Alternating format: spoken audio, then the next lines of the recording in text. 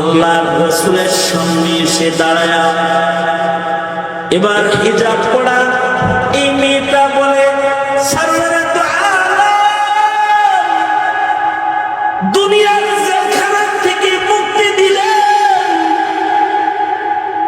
আখিরাতের দোজখের জেলখানা থেকে মুক্তিটা দিবেন না। দুনিয়ার জেলখানা থেকে মুক্তি পাইলাম, আপনার কাছে আখিরাতের জেলখানা থেকেও মুক্তির দাবি জানাই। আমাদেরকে কালেমা পড়ায় দেন। কালেমা পড়ায় মুসলমান হয়ে গেছে। একটা মুসলিম রমণীর ইজ্জত এত দামি যে আল্লাহর রাসূল দুইজন সাহাবীকে পাহারাদার বানায়া এই মেয়েটাকে তার বাড়ি পৌঁছায় দিয়েছে। হাতিম তায়ের ছেলে আদি ইবনে হাতিম, সেও এই যুদ্ধে শামিল হয়েছে, সেও বন্দী হয়েছে, কিন্তু সে পালায়ন করে বাড়িতে আগে চলে গেছে। আল্লাহর রাসূল দুইজন সাহাবী দিয়া হাতিম তায়ের মেয়েকে যখন শামের এক প্রান্তে একেবারে বহু দুই তিন দিন মরুভূমিতে পথ চলে সফর করে যেতে হয়, আল্লাহর রাসূল দুইজন সিপাহ সালার সাহাবী এই নারীর ইজ্জতের পাহারাদার বানায়া তার বাড়ি পাঠায় দিছে। মেয়েটা বাড়ি চলে গেছে, যার ভাইয়ের সাথে দেখা হয়েছে। ভাই তুমি পালাইছ, আর আল্লাহ আমাদের সসম্মানে এখানে আনছে। ভাই রেগে গিয়ে বলে, সাবধান, ঘরে ঢুকবি না, আমার বাবার ঘরে চরিত্রহীনার জায়গা নাই। এই দুইজনের লগে দিনের পর দিন রাতের পর রাত সফর করে মরুভূমি দিয়া পাহাড়ি অঞ্চল দিয়া তারপরে বাড়ি আসছস না জানি পাহাড়ের চিপায় দুইজনে মিলে তোকে ধর্ষণ করেছে, তোর ইজ্জত লুণ্ঠন করেছে। এমন নাপাক ইজ্জত যার, তাকে বোন হিসেবে নিজের ঘরে জায়গা দিতে পারবো না। আদি ইবনে হাতিমের দিকে অঙ্গুলি উঠায় হাতিম তায়ের মেয়ে বলে, সাবধান, মুখ সামলায় কথা বলো আদি, কারণ আমরা এমন এক পয়গম্বরের হাতের চরিত্রের ছাত্র, যার কাছে কালেমা পড়ে আমরা মুসলমান। আর এই দুই যুবক যে চরিত্রওয়ালা পয়গম্বরের সাগরে, যার কাছে চরিত্রের তালিম এরা গ্রহণ করেছে, তাদের সাথে মরুভূমির পথে অন্ধকার রজনীতে জঙ্গলের ভেতরে পাহাড়ের চিপায় আমি একটা যুবতী নারী রাস্তা চলতে এতটা নিরাপদ আমি ছিলাম না, যতটা অনিরাপদ তোমার কাছে আছে। আমি এত নিরাপদ তাদের কাছে ছিলাম, তোমার মতো মুশরিক ভাইয়ের ঘরের চার দেয়ালের ভেতরেও আমি নিজেকে অতটা নিরাপদ মনে করি না, কারণ এরা চরিত্রের শিক্ষক সরওয়ারে দু আলম নবীর হাতে গড়া চারিত্রিক গুণের মুসলমান।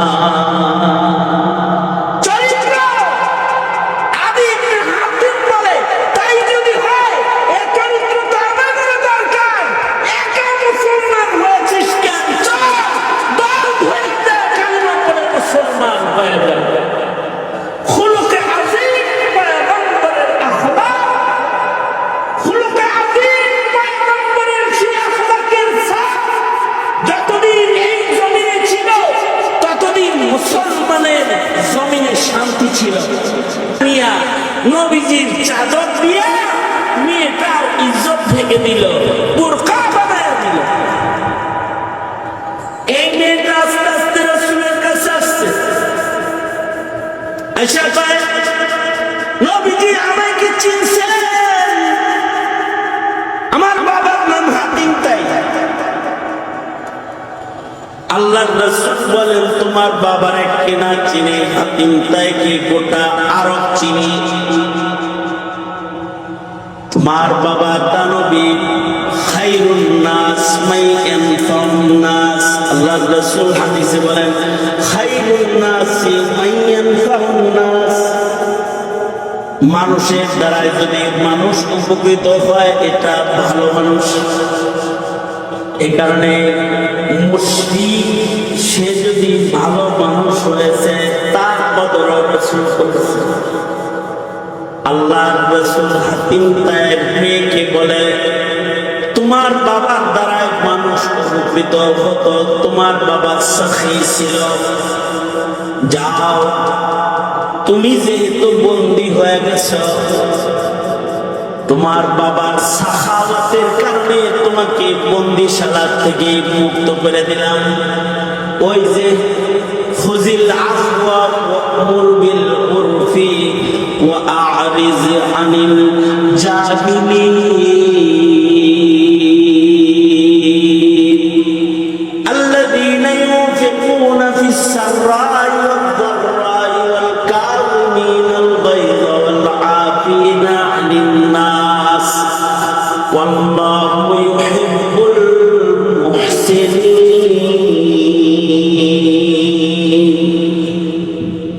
আসলে আপনাকে তো আল্লাহ পছন্দ করে।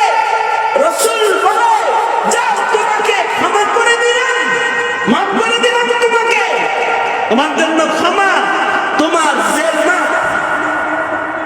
মেয়েটা আশ্চর্য, মেয়েটার ভিতরে আলাদা একটা আখলাক আছে। মেয়েটা বলে সারওয়ারাতু আলাম, আমার একা মাফ করলে হবে না, গ্রেফতার হয়েছি একসাথে 10 বছর, আমি ক্ষমা লয়ে যাব আর ওগরে বন্দিশালা ফালায় দিয়ে যাব, এমন জালেম আমি হতে চাই না। আমাকে যদি মুক্তি করতে হয়, মুক্ত করতে হয়, তাহলে আমার সাথী বান্ধবী যারা আছে তাদেরও ছেড়ে দিতে, আর তাদের যদি তার দাসী বান্দি বানান তো আমরাও বানায় আনলাম। এরকম মুক্তি আমার লাগবে না। আল্লাহর রাসূল মুস্কি হেসে দিয়ে বলে তোর বাবাও সখী ছিল, তুইও সখী কম না। তোর বাবার সাখাওয়াতের কারণে তোকে ক্ষমা করলাম, আর তোর সাখাওয়াতের কারণে তোর বান্ধবী গুলাকে মুক্ত করে দিলাম, এগুলারও জেল মাফ করে দিলাম। মেয়েরা আর পিছনের দিকে যায় না, যাও যাও। আল্লাহর রাসূল বলে সাহাবীরা ওদেরকে ওদের বাড়ি বাড়ি পৌঁছে দেওয়ার ব্যবস্থা করো। আল্লাহ তাআলা কিছু উপকারী কথা আপনাদের কানে পৌঁছানোর তৌফিক আল্লাহ তাআলা দান করেন। আপনারা দোয়া করুন, বলুন আমিন। মুহতারাম হাজরিন, মানুষের জীবনের সবচেয়ে বড় উন্নতি হলো তার চারিত্রিক উন্নতি, ঈমানি উন্নতি, আমলি উন্নতি। এটা হলো মানুষের, আর মানুষের জীবনের সবচেয়ে বড় অবক্ষয় ক্ষতি হলো চারিত্রিক ক্ষতি, ঈমানি ক্ষতি, আমলি ক্ষতি। চারিত্রিক অবক্ষয় থেকে জাতিকে বাঁচাতে আল্লাহ তাআলা যুগে যুগে নবী রাসূলগণকে প্রেরণ করেছিলেন। নবীগণ মানুষের চারিত্রিক অবক্ষয় ঠেকাতে, চরিত্র গঠনে, সমাজের মানুষের ভেতরে পয়গম্বর আলাইহিস সালামগণ মেহনত করেছেন। একের পর এক মানুষের চরিত্রের অবক্ষয় যখন ঘটে গেছে, তখন তাদের চরিত্র ঠিক করার জন্য নতুন পয়গম্বরের আগমন হয়েছে। যেই সমাজের মানুষের চরিত্র নষ্ট হয়ে গেছে, তাদের চরিত্র ঠিক করার জন্য নবী রাসূল দুনিয়াতে আগমন করেছেন। নবী রাসূলগণ মানুষদেরকে চারিত্রিক উন্নতি ও উত্তম চরিত্র মানুষদেরকে শিক্ষা প্রদান করেছেন। 570 খ্রিস্টাব্দে মুহাম্মদুর রাসূলুল্লাহ সাল্লাল্লাহু আলাইহি ওয়াসাল্লাম তিনি আগমন করেছেন। নবীজি বলেন, আমিও মানুষের চরিত্র সুন্দর করার জন্য সর্বোত্তম সম্মানিত আখলাক, সর্বোচ্চ আখলাক, যে আখলাকের দ্বারা মানুষ আল্লাহর কাছে সম্মানী হয়, ওই আখলাকটা মানুষকে উপহার দিতে আমি আগমন করেছি। আল্লাহর রাসূল বলেন, বুইসতু লিউতাম্মিমা মাকারিমাল আখলাক, যিনি জাতিকে আখলাক শিক্ষা দিবেন তার আখলাক তো সর্বোচ্চ হইতে হবে। যিনি মানুষকে চরিত্র শিক্ষা দিবেন, এ কারণে আল্লাহ তাআলা বিশ্ব নবীকে, আপনার আমার নবীকেও সর্বোত্তম চরিত্র মাধুরী দান করেছেন। সূরাতুল কালাম আল্লাহ পাক বলেন, ইন্নাকা লাআলা খুলুকিন আযীম, নিশ্চয়ই আপনি সর্বোত্তম চরিত্র মাধুরীওয়ালা একজন পয়গম্বর।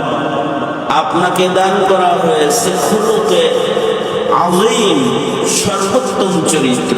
খুলুকে আযীম আপনাকে দান করা হয়েছে। খুলুকে আযীমওয়ালা পয়গম্বরের উম্মত আমরা। খুলুকে আযীম পয়গম্বর দিয়া এই জাতির আখলাককে ঠিক করা হয়েছে। এই জাতি যারা তাদের আখলাক হারিয়ে ফেলেছিল, তাদের হারিয়ে যাওয়া আখলাক, তাদের আখলাকের উন্নতি আল্লাহ তাআলা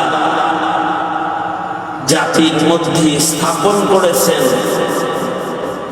নবী আলাইহিস সালাতু ওয়াস সালাম বদআখলাক মানুষের সমাজে জাহিলিয়াতে আগমন করে এক ঝাঁক আখলাকওয়ালা মানুষের একটি কাফেলা তিনি গঠন করে গিয়েছিলেন। যে আখলাকওয়ালা মানুষদের কারণেই সমাজের মূল্যায়ন খায়রুল কুরুনে উত্তীর্ণ হয়েছিল, খায়রুল কুরুন হয়েছিল। আর আখলাকের অধঃপতনের কারণেই এক সময়ের মানুষ আইয়ামে জাহিলিয়াত অতিক্রম করেছিল। আইয়ামে জাহিলিয়াত মানুষের চেহারা খারাপ ছিল এরকম না, মানুষের ঘর বাড়ি খারাপ ছিল এরকম না।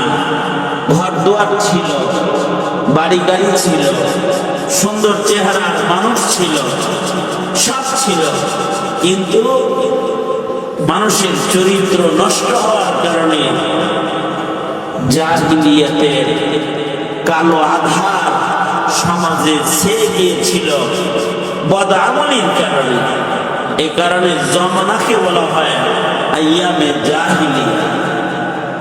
আর মুহাম্মদুর রাসূলুল্লাহ সাল্লাল্লাহু আলাইহি ওয়াসাল্লাম তিনি জাতির চরিত্র ঠিক করেছিলেন, জাতির ঈমান ঠিক করেছিলেন, হৃদয়ে ঈমানের বাতি জ্বালিয়েছিলেন, আর আমলে আখলাকের ফুল ফুটাইছিলেন। এই হৃদয়ে ঈমানি বাতি আর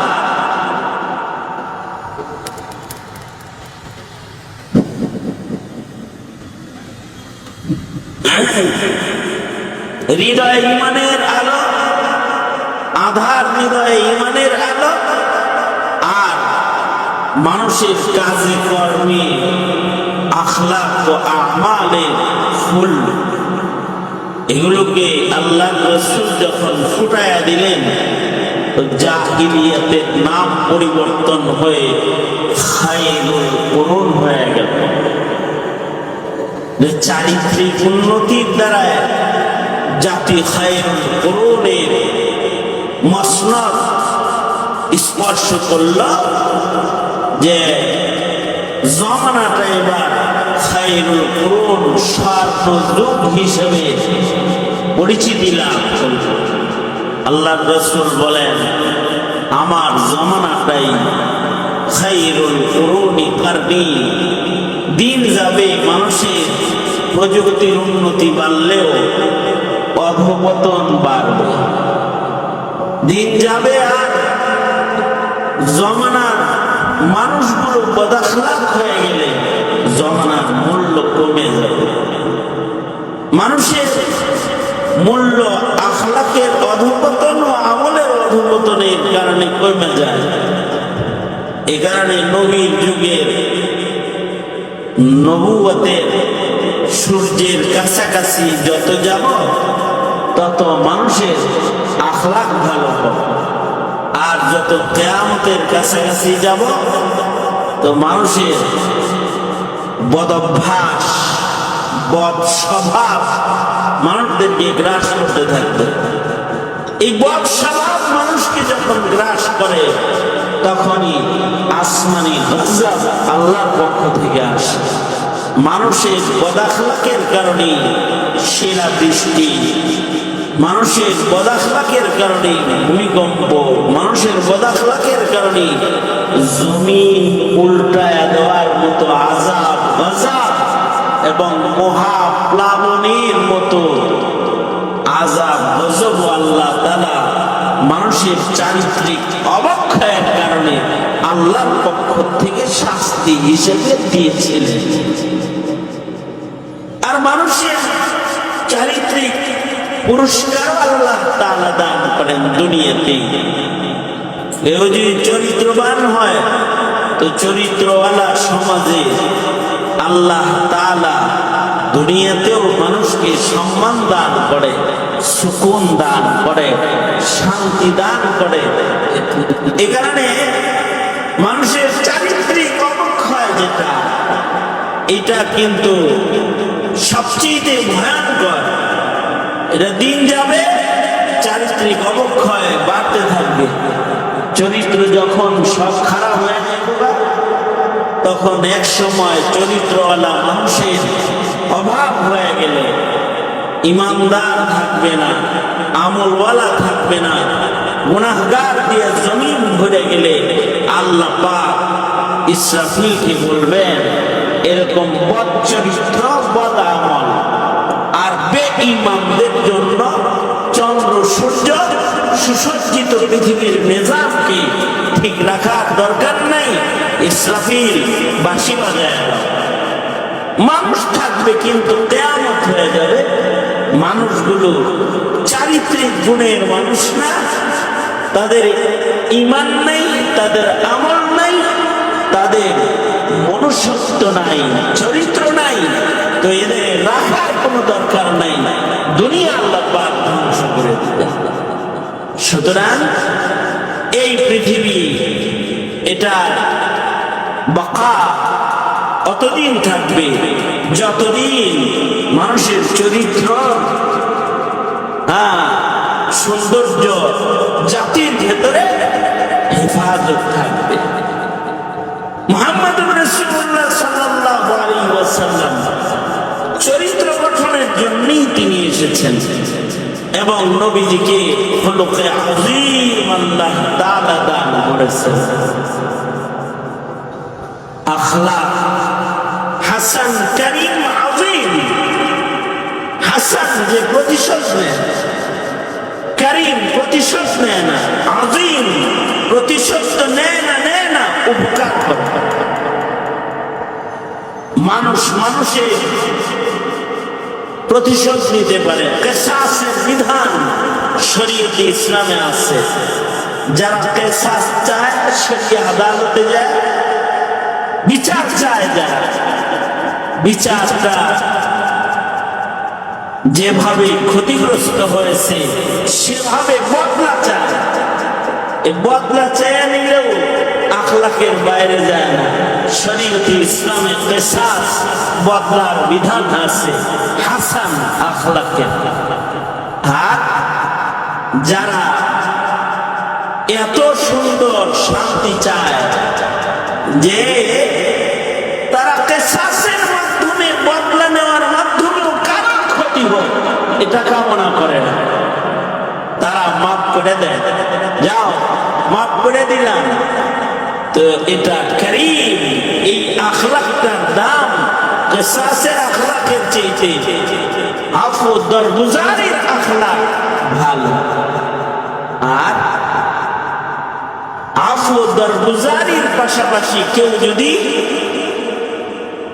উপকারী হয়ে যায়, ইচ্ছা করলে প্রতিশোধ নিতে পারত, কিন্তু প্রতিশোধ তো নেয় নাই, ক্ষমা করছে, ক্ষমা করেই শেষ করে নাই। তার আখলাকটা এত উন্নত যে তার ক্ষতি করেছে সে তার উপকার করার জন্য পেরেশান হয়ে গেছে। খুলুকে আযীম মুহাম্মদুর রাসূলুল্লাহ সাল্লাল্লাহু আলাইহি ওয়াসাল্লামকে এই খুলুকে আযীম আল্লাহ তাআলা দান করেছেন যে তিনি কখনো প্রতিশোধ নেন নাই, ক্ষমা করেই শেষ করেন নাই। তিনি মানুষকে উপকার করেছেন, দুশমনের উপকার করেছেন, দুশমনকে উপকারের জন্য আগে এগিয়ে যেতে প্রদান করেছেন মুহাম্মদুর রাসূলুল্লাহ সাল্লাল্লাহু আলাইহি ওয়াসাল্লাম। আর নবীজিকে এই খুলুকে আযীম মহান আল্লাহ দান করেছেন। আল্লাহ বলেন ইন্নাকা লাআলা খুলুকিন আযীম। এখানে আল্লাহর রাসূল এক হাদিসে বলেন সিলমান কাতাআকা ওয়াফু আম্মান যালামাকা ওয়া আহসিন ইলা মান আসা ইলাইকা। তোমার সাথে যে সম্পর্ক ছিন্ন করে তুমি তার সাথে সম্পর্ক জোড়ো। আযীম আখলাকের অংশ, খুলুকে আযীমের চিত্র এগুলো। কেউ তোমার সাথে সম্পর্ক ছিন্ন করে ফেলে, তুমি ছিন্ন না করে তুমি তার সাথে সম্পর্ককে জুড়ে ফেলো। বন্ধন ছিন্ন করা আল্লাহর কাছে ঘৃণ্যতম একটি গুনাহ। তুমি বন্ধনকে জোড়ো। আল্লাহর নবী বলেন ওয়াফু আম্মান যালামাক। তোমার পরে কেউ যদি জুলুম করে তুমি তাকে ক্ষমা করো। কেউ তোমার পরে জুলুম করেছে তাকে তুমি মাফ করে দাও। ক্ষমা করা এটা আখলাক। আল্লাহ রাসূল সাল্লাল্লাহু আলাইহি ওয়াসাল্লাম বলেন খুযিল আফওয়া ওয়া'মুর বিল উরফি ওয়া আ'রিদ আনিল জাহিলিন। এগুলো আখলাক। আল্লাহর রাসূল বলেন খুযিল আফওয়া, আফু দরগুজারির খাসলাত, এটা নিজের ভেতরে প্রতিষ্ঠিত করো। মানুষকে মাফ করতে থাকবা, ক্ষমা করতে থাকবা, দরগুজার হবা। মানুষকে ক্ষমা করে দিবা, ক্ষমা করার গুণে গুণী হয়ে যাও। কারণ হলো যারা আল্লাহর মাখলুকরে ক্ষমা করে, যারা বান্দাকে ক্ষমা করে, আল্লাহ ওই বান্দাকে ক্ষমা করে। যে বান্দার উপরে রহম করে আল্লাহ তারপরে রহম করে। ইরহামু মান ফিল আরদি ইয়ারহামকুম মান ফিস সামা। তুমি মানুষের পরে রহম করার আখলাক নিজের ভেতরে আনো। তুমি রহমশীল হও, তুমি ক্ষমাশীল হও, তো মহান আল্লাহ তোমায় ক্ষমা করবেন।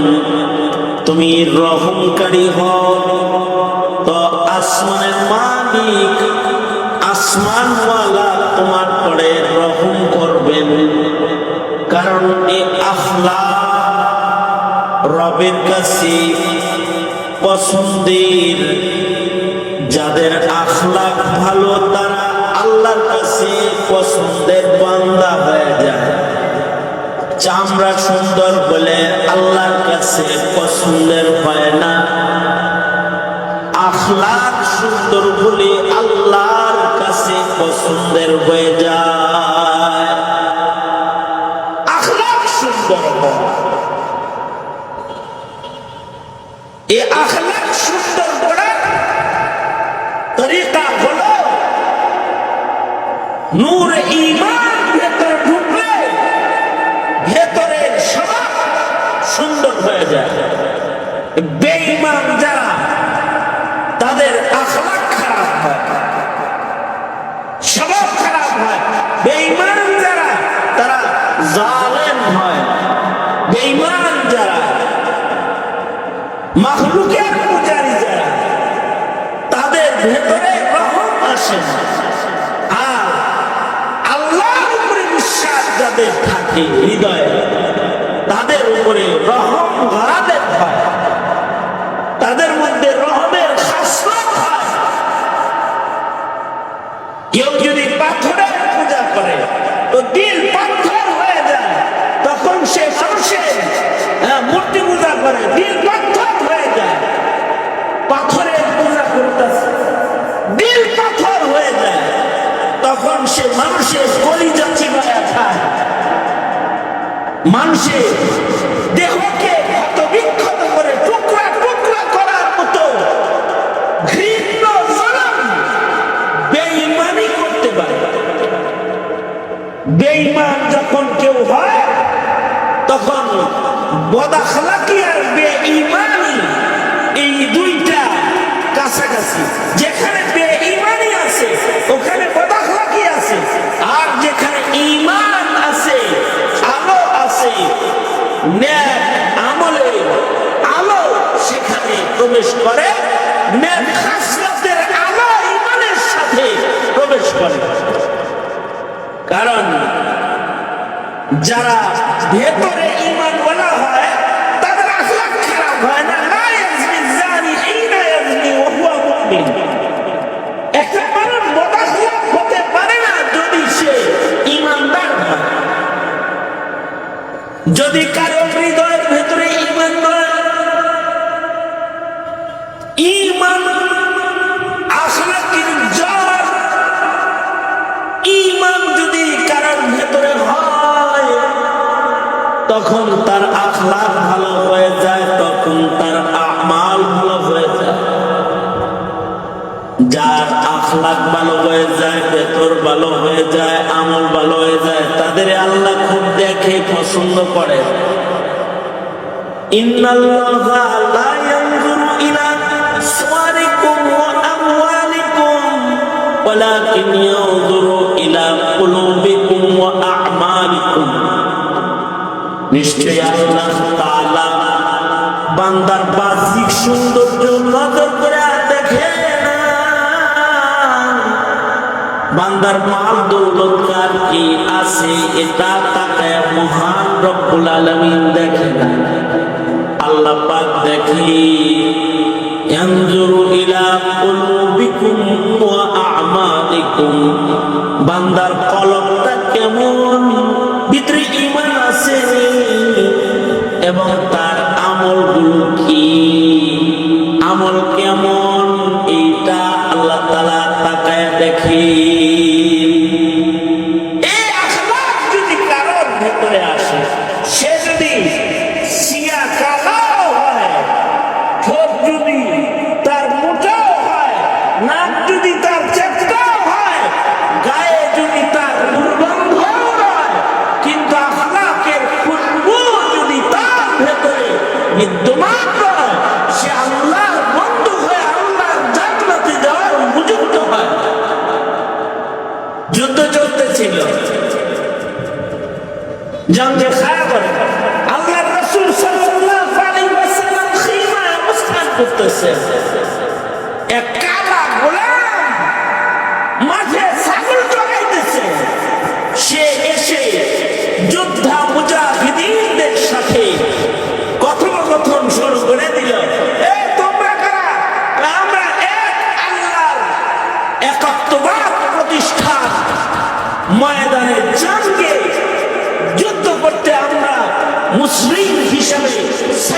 মুরসালিন, আমাদের সরদার, আমাদের লিডার, আমাদের নেতা মুহাম্মদ রাসূলুল্লাহ সাল্লাল্লাহু আলাইহি ওয়াসাল্লামের সাথে আমরা যুক্ত হয়েছি।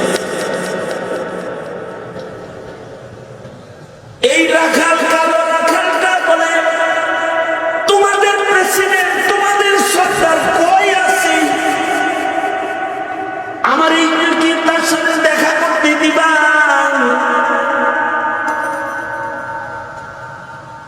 সাহাবায়ে কেরাম যুদ্ধ প্রস্তুতিতে ব্যস্ত ছিলেন। হাতে ছাগলের লাঠি, মাঠে ছাগল ঘাস খাইতে দিয়ে একটা কালা গোলাম নবীজির লোকে মোলাকাত করতে চায়। সাহাবীরা দেখায় দিয়েছেন ওই তাঁবুতে যিনি বসে আছেন তিনি হলেন সাইয়্যিদুল মুরসালিন, তিনি দোজাহানের সরদার মুহাম্মদুর রাসূলুল্লাহ সাল্লাল্লাহু আলাইহি ওয়াসাল্লাম। সে আস্তে আস্তে তাঁবুর কাছে গেছে, যা দেখি বালির উপরে, চাটার উপরে, তাঁবুর ভেতরে সুন্দর চেহারার একটা চাঁদ বসে। চাঁদ সুন্দর মানুষ, এত সুন্দর মানুষ সে জীবনে কোনদিন দেখে নাই। এই মানুষটার চেহারা যত সুন্দর তার চেয়ে তার আখলাক বেশি সুন্দর।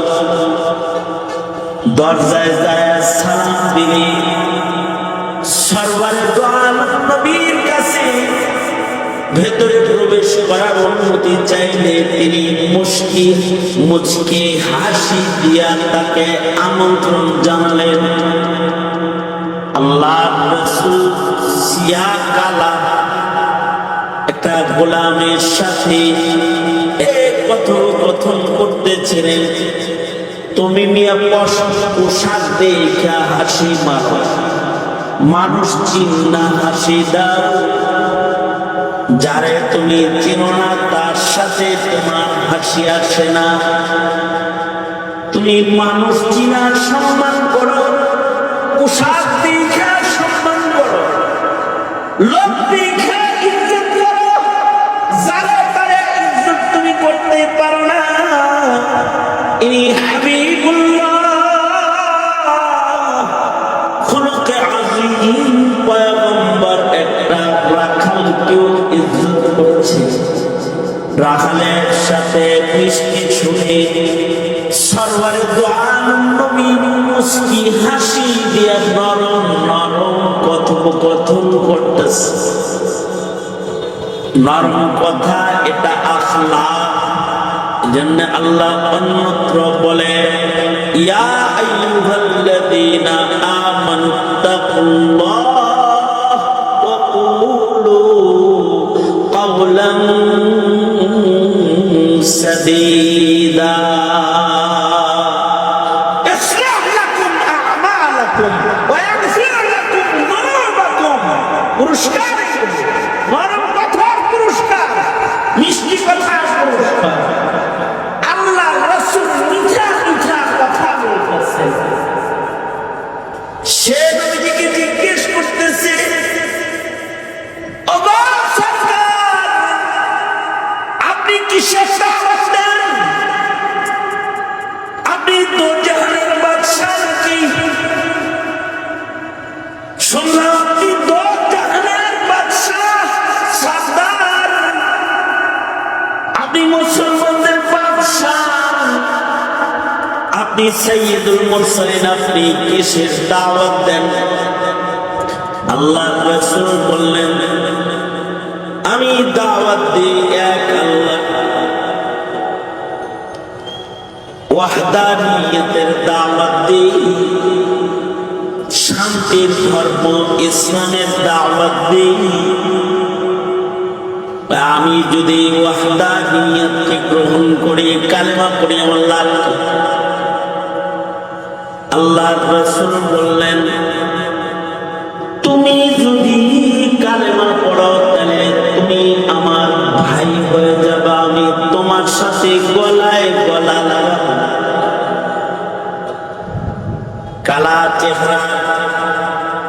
গায়ে থেকে ছাগলের দুর্গন্ধ আসতেছে। সিয়াফান কালা চেহারার একটা মানুষ, সে এসে মুখে দুর্গন্ধ, আল্লাহর রাসূলকে সামনে এসে বলে, আমি কালমা পড়লে আমার কি লাভ? আল্লাহর রাসূল বললেন, গলায় গলা লাগাবো, বুকে বুক লাগাবো, ভাই হয়ে যাবা, তুমি আমার ভাই, আমি তোমার বন্ধু হয়ে যাব, তুমি আমার বন্ধু হয়ে যাবে, বুকে বুক লাগাবো, তোমায় সিনায় দিব, তোমার গলায় গলা লাগায় তোমাকে কাছে টেনে নিব আমি।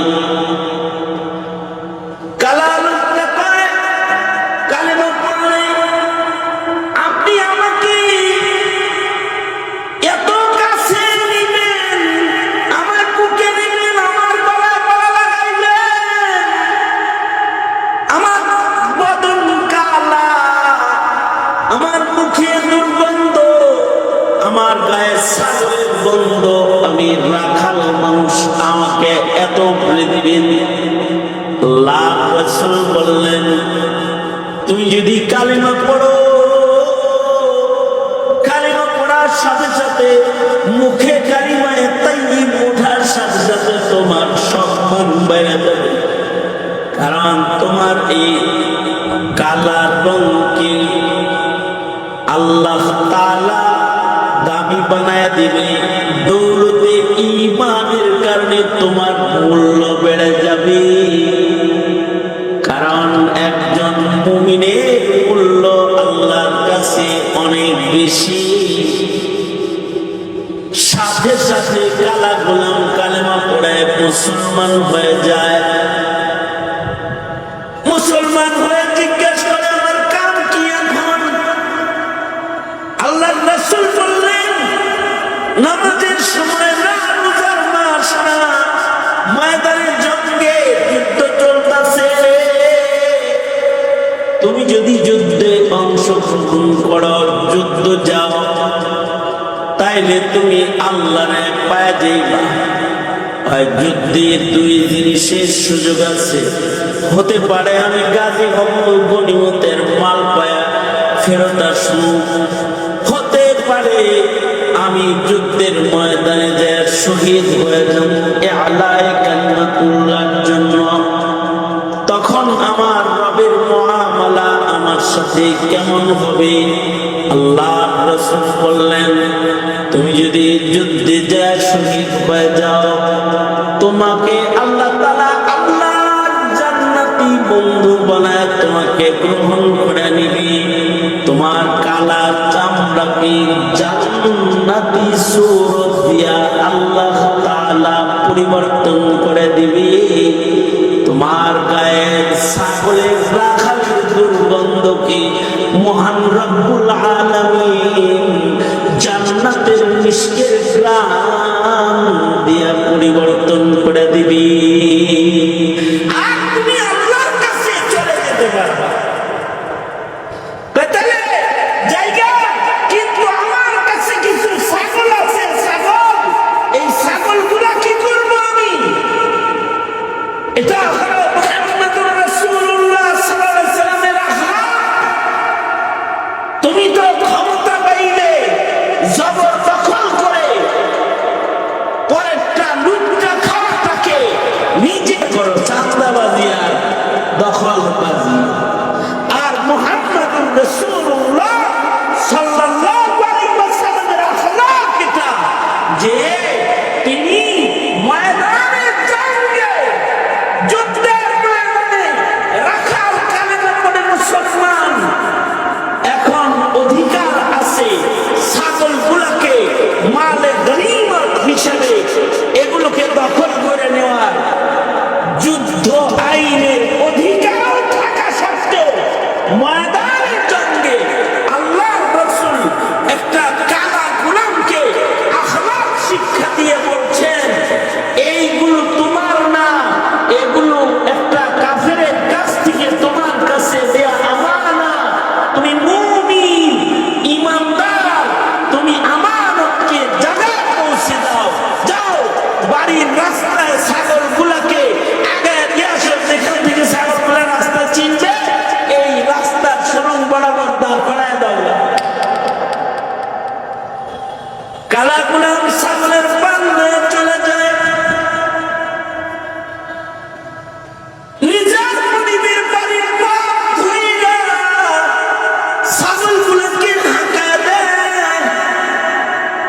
রাখালের ভাষা ছাগল বুঝে রাখাল ছাগলদেরকে প্রশিক্ষণ দিয়ে রাখালের ভাষা ছাগল বুঝে ফেলেছে, ছাগলের পাল চলতেছে।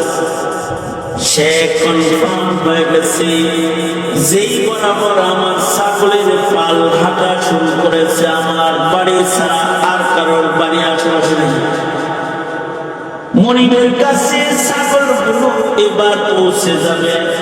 ছাগল তার নির্ধারিত পালের ভেতরে ঢুকে পড়বে। কনফার্ম হয়ে গেলে তরবারি নিয়া এই কালা মানুষটা, গায়ে দুর্গন্ধ লোকটা যুদ্ধের ময়দানে অংশগ্রহণ করেছে। যুদ্ধ শেষ হয়ে গেছে। যারা যুদ্ধে শাহাদাত বরণ করেছে, সরওয়ারাতু আলাম শহীদদেরকে আলাদা দাফন করার নির্দেশ করেছে। শহীদদেরকে চিহ্নিত করা হচ্ছে, কিন্তু একটা লাশ দেখা মুসলমানরা কেউ চিনে না। এটা কি মুসলমান শহীদ নাকি কাফেরদের দলের কেউ মূল্য চিনতেছে? মুসলমানদের সীমানায় শাহাদাত অবস্থায় তাকে পড়ে থাকতে দেখা গেছে। লোকদের মধ্যে কথাবার্তা হইতেছে, এই গোলামটাকে, এই কালা লোকটাকে শহীদদের কাতারে দেখা যায়, তাকে আমরা কেউ চিনি না। আল্লাহর রাসূলের কাছে খবর গেলে নবী আরবি বলেন, আমি দেখব। আসছি আমি, আল্লাহর নবী যুদ্ধের ময়দানে পড়ে থাকে একটা সিয়া কালা গোলাম, তার পাশে রাসূল দাঁড়ায় এক নজর তারে দেখে বলে, তোমরা চিনো না, আমি তারে চিনি। সে আমার হাতে কালেমা পড়া মুসলমান, তবে সে এমন এক আশ্চর্য মুসলমান, এমন এক আজব মুসলমান, ইবাদত নাই, রোজার ইবাদত নাই, নামাজের রক্ত হয় নাই, নামাজ পড়ার সুযোগ হয় নাই, রমজান মাস না রোজা রাখার সুযোগ তার হয় নাই। দৌলতে ঈমান লইয়া যুদ্ধের ময়দানে শাহাদাত বরণ করেছে। আল্লাহ তাআলা নিজেও হাসতেছে, ফেরেশতারা তাকে জান্নাতে নেওয়ার জন্য টানাটানি শুরু করে দিছে। আশ্চর্য জান্নাতি, সে আযাব জান্নাতি, না নামাজ না রোজা, তার ভেতরে তাওহীদের আখলাক আছে, ঈমানের আখলাক আছে, যে আখলাকের কারণে যুদ্ধে শামিল হওয়ার সময়ও খেয়ানতের মতো গুনাহ অন্ধকার তাকে ধরে নাই। সাইয়্যিদুল মুরসালিন নবীর তালিম, সে ছাগলগুলোকে আমানত জায়গায় পৌঁছে দিয়ে যুদ্ধের ময়দানে শামিল হয়েছে।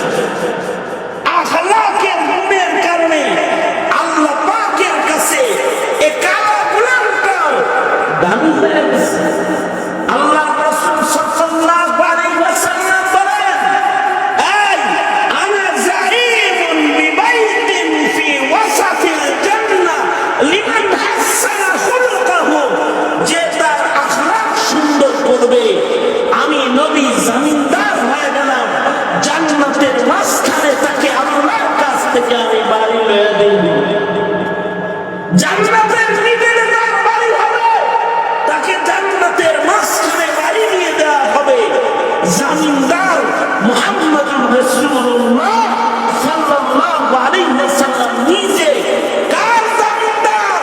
চামড়া সুন্দরের জামিনদার না, আখলাক সুন্দরের জামিনদার। লিমান হাসানা খুলুকাহু, চেহারা সুন্দর বানাইলে আল্লাহর কাছে দামি না, সুন্দর কাপড় পরলে আল্লাহর কাছে দামি না। আল্লাহর কাছে দামি হলো সেরা কাপড় পরাও, চরিত্র ভালো একটা সিয়া কালা গোলাম আল্লাহর কাছে দামি। যদি তার চরিত্র ভালো হয় তো আল্লাহর জান্নাত জান্নাতে জায়গা নেওয়ার জামিনদার আল্লাহর রাসূল নিজে হয়ে যান। আল্লাহর রাসূল আর হাদিসে বলেন, নবীজি বলেন, তোমরা দুইটা জিনিসের জামানত দাও, চরিত্রের মৌলিক দুইটা জড় তোমরা জামানত দাও। মা বাইনা লিহিয়াইহি ওয়া মা বাইনা রিজলাইহি আজমাত লাহুল জান্নাহ। আল্লাহর রাসূল বলেন, কেউ যদি তার মুখের জামানত দাও, যার মুখ ভালো বানায় নিবা, সুন্দর সুন্দর কথা কইবা, স্বভাব ভালো, মুখের কথা ভালো, যে তার চরিত্রের জামানত দিবা, যে তার লজ্জাস্থানের খেয়ানত নাই, তো দুইটা অঙ্গের জামানত তুমি দিবা, আমি নবী তোমাকে জান্নাতের জামানত দান করব। লজ্জাস্থানের হিফাজত করো। মুসলিম নারীর লজ্জা এটা ঢাইকা রাখলেও চরিত্রবানের খাতায় না। একটা নারী মুরনি ব্যবহার করে, বোরকা ব্যবহার করে, চরিত্রওয়ালা।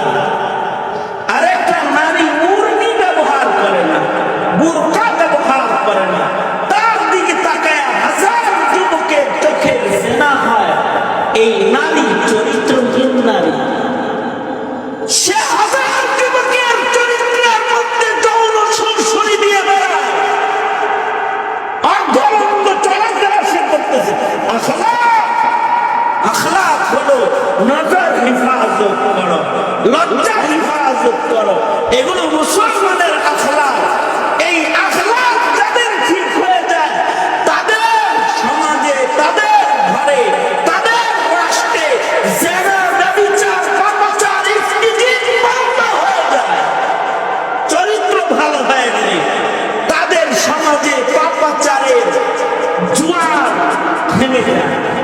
আর তাদের চরিত্র খারাপ হয়, তাদের আল্লাহর রাসূল সাল্লাল্লাহু আলাইহি ওয়াসাল্লাম কাফের অবস্থায় একটা মানুষের লজ্জা শরম দেয়, একটা মানুষের গ্রেফতার হইলে মুসলমানদের তার দাসী হয়ে যেত, মুসলিম কাফেরের কাছে গ্রেফতার হইলে তারা তার দাসী হয়ে যেত।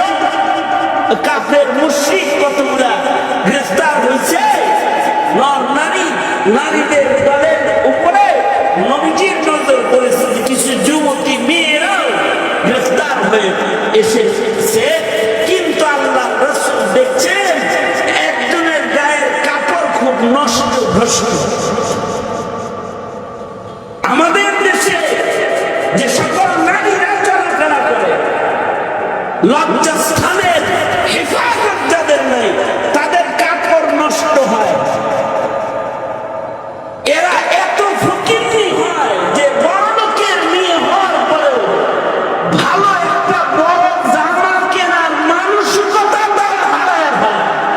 ছোট কাপড় তালাশ করে খালি, ছোট কাপড়, বেশি বড় কাপড় পরতে হবে না। গরিব মানুষটা বাপ হলে একটা ধনী, মেয়ের জন্য জামা কাপড় কিনে সব মডার্ন যুগের ছোট ছোট জামা কাপড়, যা দিয়ে তার লজ্জাস্থান খুলে যায়। এমন কাপড় পরে নিজের মেয়ে নিজের ঘরে কন্যাকে রাস্তায় ছেড়ে দেয়, চরিত্রহীন বানাইবার চেষ্টা করে। বাপ হইয়া, ঘরের অভিভাবক হইয়া এই পর্দার চরিত্র সংরক্ষণের মেহনত মুসলমানের ভেতর থেকেও এখন উঠে যাওয়ার পথে। আর আল্লাহর রাসূলের কাছে মুসলমানের পর্দা না, কাফেরের পর্দার মূল্য। আল্লাহর নবী এই মুশরিক মেয়েগুলার ভেতরে অর্ধলঙ্গ ছোট পোশাকের একটা মেয়ে, পূর্ণিবিহীন, তার অবস্থান দেখে যুবতী একটা নারী, তাকে দেখে আল্লাহর রাসূল সাল্লাল্লাহু আলাইহি ওয়াসাল্লামের আখলাক, নবীজির সাথে সাথে নিজের মুআজ্জাম চাদর খুলে তার কাছে পাঠিয়ে দিলেন। একজনকে বললেন, এইটা দিয়ে এই মেয়েটার লজ্জা ঢেকে দাও, ওর আওরাত ঢেকে দাও, ওর শরীর ঢেকে দাও।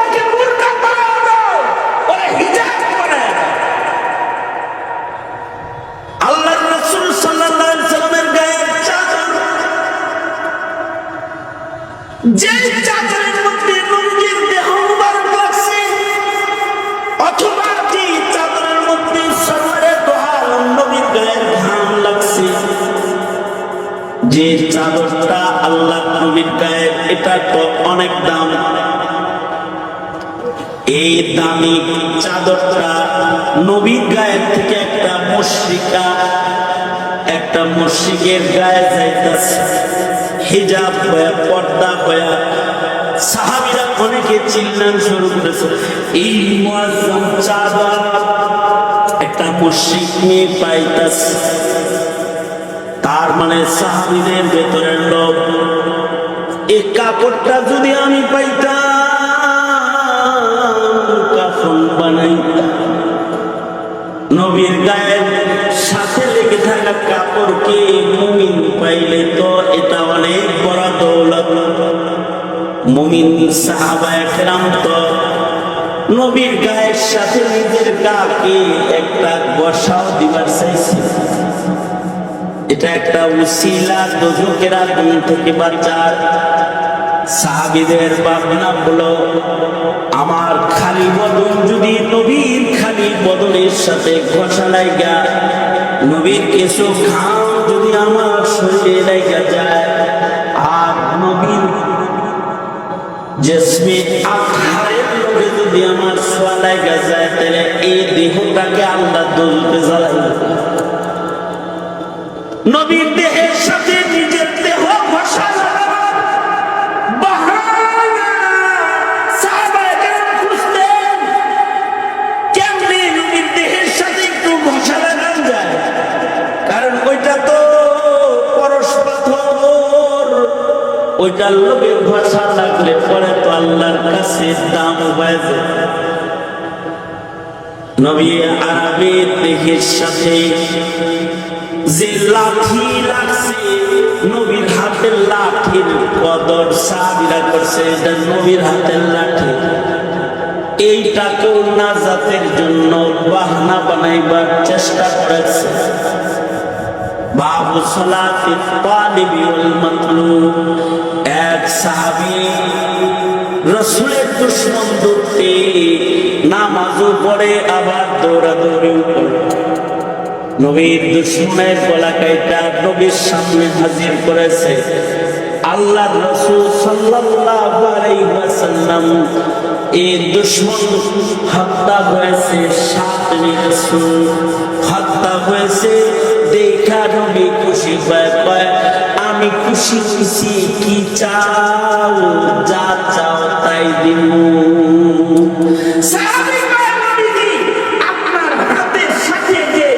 লাঠিটা স্পর্শ আছে, এটা দেন না। আল্লাহর নবী লাঠি দিয়ে দিলেন। সাহাবী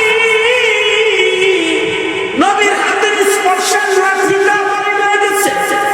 এটা মুখমল দিয়ে বাঁচায়, আতর দিয়ে এটাকে সুন্দর করে মাখা মুছা আঙ্গুলের ভেতরে রাখার আগে নিজের আঙ্গুলকে ডেকে বলতেছে, আমি কোনভাবে খুশি করছি, আমার নবীর হাতের লাঠিটা নবীর কাছ থেকে আমি চাই আনছি। যে লাঠির সাথে নবীর ছোঁয়া লাগছে, লাঠিটাকে মখমল দিয়ে পেঁচে আতর মাখায়া আলমিরায় রেখে দিলাম। আমি মরে গেলি আমার লাশটা যখন কবরে নামাইবি, সন্তানের রে আমার রাসূলের হাতের এই স্পর্শের বরকতওয়ালা এই লাঠিটা আমার লাশের সাথে আমার কবরের ভেতরে নামায় দিস। নবীর হাতের লাঠি কবরে থাকলে ওই কবরে আযাব ঢুকবে না।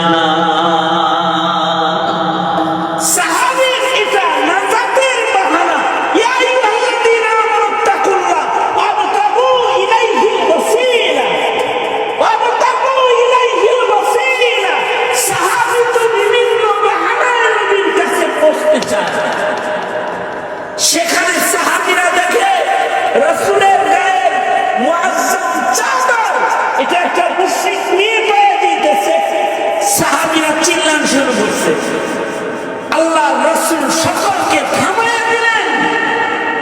নবীজি বললেন এই মুআজ্জাম চাদর এটা চাইতেও একটা নারী এর ইজ্জতের দাম অনেক বেশি।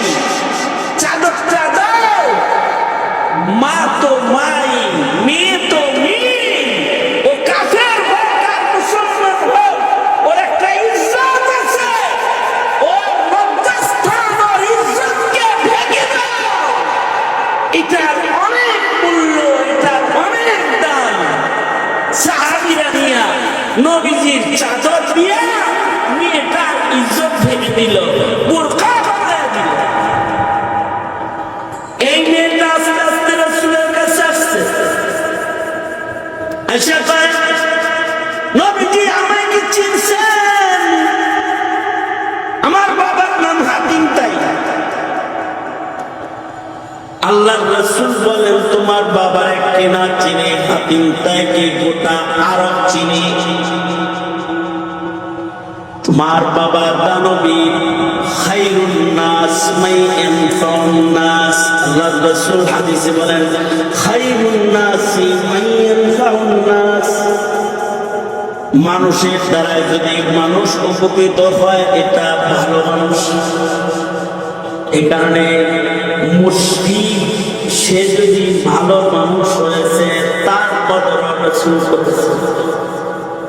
আল্লাহর রাসূল হাতিম তায়ের মেয়েকে বলে তোমার বাবার দ্বারায় মানুষ উপকৃত হতো, তোমার বাবা সাখী ছিল, যাও তুমি যেহেতু বন্দী হয়ে গেছো, তোমার বাবার সাখাওয়াতের কারণে তোমাকে বন্দিশালা থেকে মুক্ত করে দিলাম।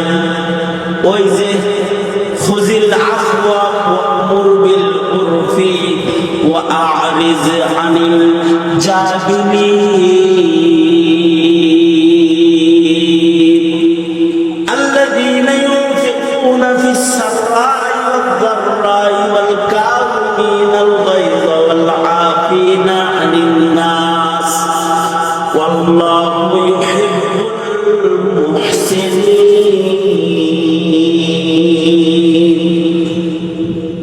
আখলাক ওয়ালাকে তো আল্লাহ পছন্দ করে। রাসূল বলে যাও তোমাকে ক্ষমা করে দিলাম, মাফ করে দিলাম তোমাকে, তোমার জন্য ক্ষমা, তোমার জেল না। মেয়েটা আশ্চর্য, মেয়েটার ভিতরে আলাদা একটা আখলাক আছে। মেয়েটা বলে সারওয়ারাতু আলাম, আমরা একা মাফ করলে হবে না, গ্রেফতার হয়েছি একসাথে 10 পর্যন্ত। আমি ক্ষমা লয়ে যাবো আর ওগরে বন্দিশালায় ফালায় দিয়ে যাবো, এমন জালেম আমি হতে চাই না। আমাকে যদি মুক্তি করতে হয়, মুক্ত করতে হয়, তাহলে আমার সাথী বান্ধবী যারা আছে তাদেরও ছেড়ে দিতে হবে। আর তাদের যদি দাসী বান্দি বানান তো আমারও বানায় আলাম, এরকম মুক্তি আমার লাগবে না। আল্লাহর রাসূল মুস্কি হেসে দিয়ে বলে তোর বাবাও সখী ছিল, তুইও সখী কম না। তোর বাবার সাখাওয়াতের কারণে তোকে ক্ষমা করলাম, আর তোর সাখাওয়াতের কারণে তোর বান্ধবীগুলাকে মুক্ত করে দিলাম, এগুলারও জেল মাফ করে দিলাম। মেয়েরা আর পিছনের দিকে যায় না, যাও যাও। আল্লাহর রাসূল বলে সাহাবীরা ওদেরকে ওদের বাড়ি বাড়ি পৌঁছে দেওয়ার ব্যবস্থা করো। মেয়েরা যায় না, আল্লাহর রাসূলের সামনে এসে দাঁড়ায়।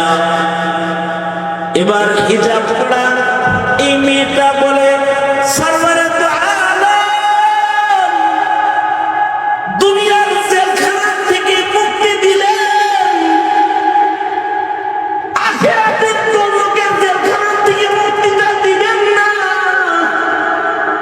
দুনিয়ার জেলখানা থেকে মুক্তি পাইলাম, আপনার কাছে আখিরাতের জেলখানা থেকেও মুক্তির দাবি জানাই। আমাদেরকে কালেমা পড়ায় দেন। কালেমা পড়ায় মুসলমান হয়ে গেছে, একটা মুসলিম রহমের ইজ্জত এত দামি যে আল্লাহ রাসূল দুইজন সাহাবীকে পাহারাদার বানায়া এই মেয়েটাকে তার বাড়ি পৌঁছায় দিয়েছে। হাতিম তার ছেলে আদি ইবনে হাতিম সেও এই যুদ্ধে শামিল হয়েছে, সেও বন্দী হয়েছে, কিন্তু সে পলায়ন করে বাড়িতে আগে চলে গেছে।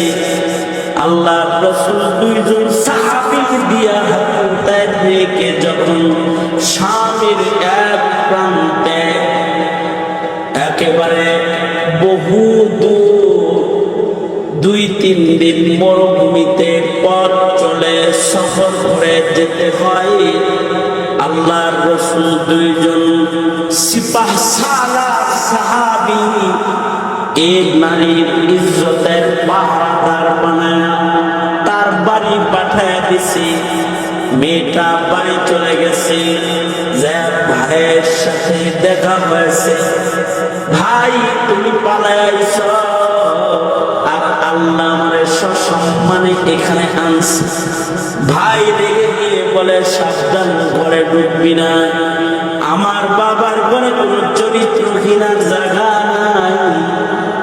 এই দুইজনের লোকে দিনের পর দিন রাতের পর রাত সফর করে মরুভূমি দিয়া পাহাড়ি অঞ্চল দিয়া পথ চইলা তারপরে বাড়ি আইছস, না জানি পাহাড়ের কোন চিপায় দুইজনে মিলে তোকে ধর্ষণ করেছে, তোর ইজ্জত লুণ্ঠন করেছে। এমন নাপাক ইজ্জত যার, তাকে বোন হিসেবে নিজের ঘরে জায়গা দিতে পারবো না। আদি ইবনে হাতিমের দিকে উঙ্গুরি উঠায় হাতিম তার মেয়ে বলে, সাবধান, মুখ সামলায় কথা বলো আদি, কারণ আমরা এমন এক পয়গম্বরের হাতের চরিত্রের ছাত্র, যার কাছে কালেমা পড়ে আমরা মুসলমান। আর এই দুই যুবক যে চরিত্রওয়ালা পয়গম্বরের সাগরে, যার কাছে চরিত্রের তালিম এরা গ্রহণ করেছে, তাদের সাথে মরুভূমির পথে অন্ধকার রজনীতে জঙ্গলের ভেতরে পাহাড়ের চিপায় আমি একটা যুবতী নারী রাস্তা চলতে এতটা নিরাপদ আমি ছিলাম না, যতটা অনিরাপদ তোমার কাছে আছে।